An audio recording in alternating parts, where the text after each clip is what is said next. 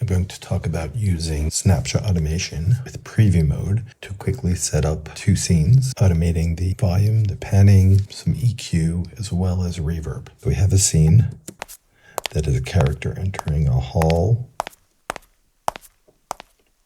and then we cut to a close-up. And we just have the footsteps just to make it simple. Let's start off by adding the reverb track. We're going to create a new stereo auxiliary input. We're going to call it reverb.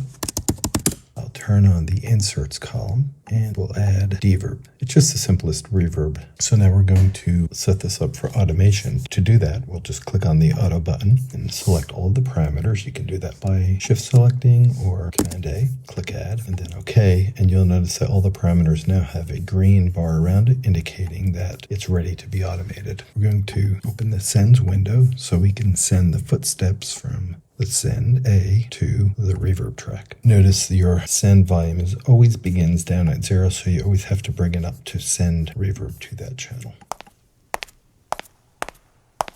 You can hear reverb being added. And we're also going to add an EQ onto the footsteps track. We'll add the FabFilter Pro Q3, and we will set this up to be automated. So we click on the auto button, Command A to select all the parameters. Click add and OK. So now all the parameters will be automatable for this plugin as well.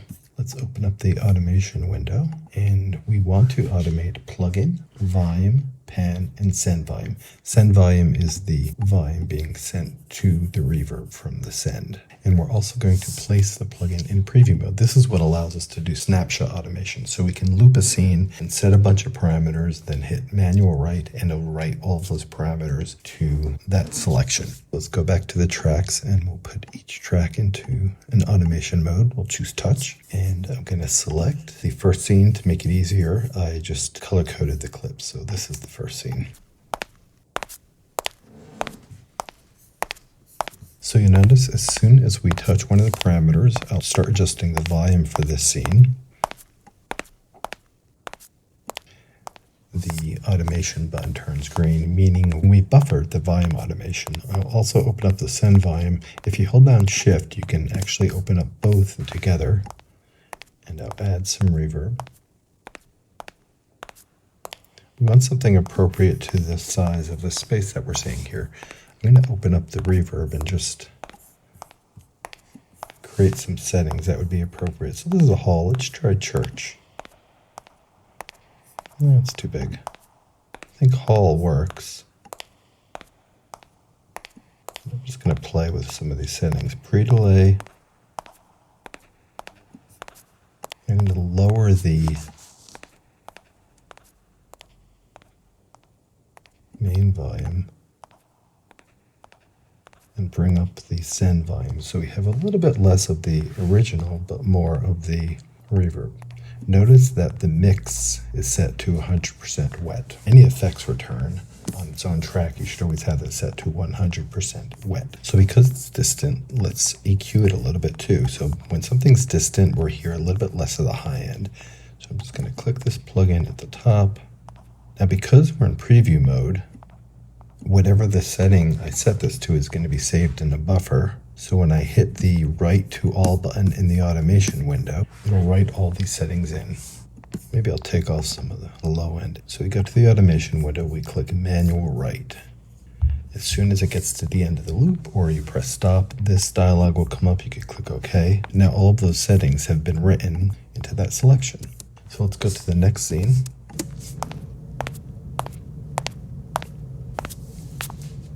Then we'll want to set a volume and a reverb appropriate to this. So for setting up this scene, I'm going to go to the mix window. Command = sign takes you to the mix window. And I'll set volume of the footsteps, which sounds pretty good where it is. And now I'm going to set the send volume. So we don't see the volume switch for the send here. However, we can go to View, Expanded Send, Send A, and open up the fader for the send here, and we can add the amount that we want. I think that might be a little bit big for that space, so let's go to the reverb plugin and bring the decay down.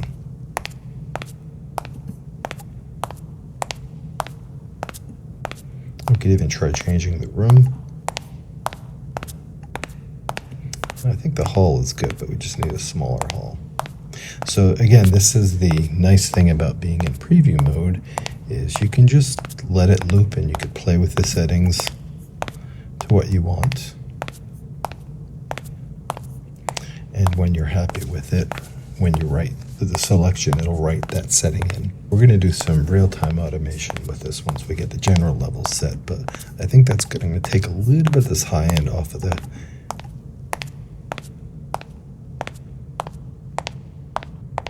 so it's a little less clicky. Okay, go to the automation window and click manual write to all, so it'll write to the selection. So now these settings have been written to the selection. The style will come up, you click OK. So we have the first section, first setting that we have.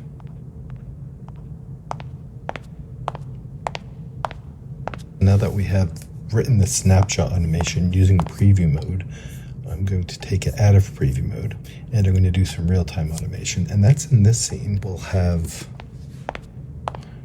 her footsteps start a little lower and then come up to that level as we get to like here when she's a little bit closer to the camera. So bring up the fader, and again I want to remind you to make sure that you are not in preview mode, because preview mode won't record real-time automation. It'll just lock the fader into wherever you move it to. I'm going to put it in touch mode. You could do either latch or touch, but I just like touch better. You can see right here it kind of jumps up. I'm going to start in the previous scene when it's a little bit lower and grab the fader while it's down at this level. As soon as I touch the fader while it's playing, it will go into write mode.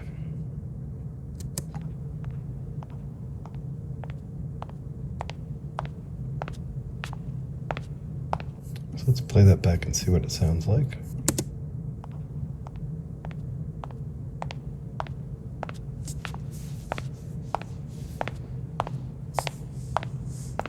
Okay, like that, but I'm going to do the opposite with the reverb send at that point. So instead of having it play back at the current level, I'm going to start in a little bit louder where it starts with the previous scene, and then lower because she's farther from the camera and then she gets closer. So the reverb would be a little more prominent right as we come in, and then it'll drop down. Press play, and as soon as I touch the fader, it'll put it into write.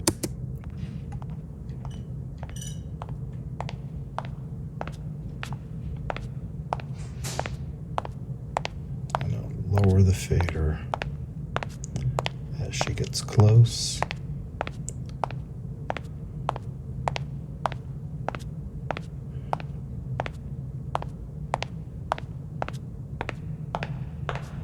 And I'll raise it up as she walks off camera. You can see at the end, she walks off to screen left. So we'll do a pan move, which we'll automate as well. Pan is enabled.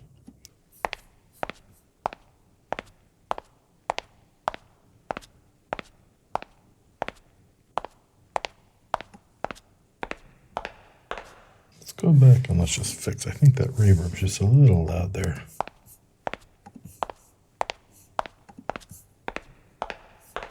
Yeah.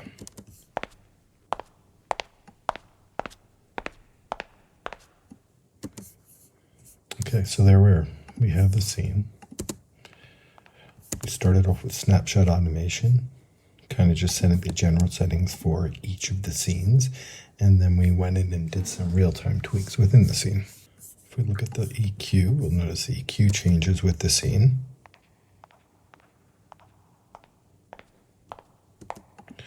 We also notice that the reverb changes with the scene.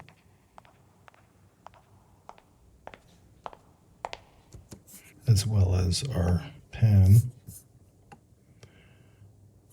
and volume parameters.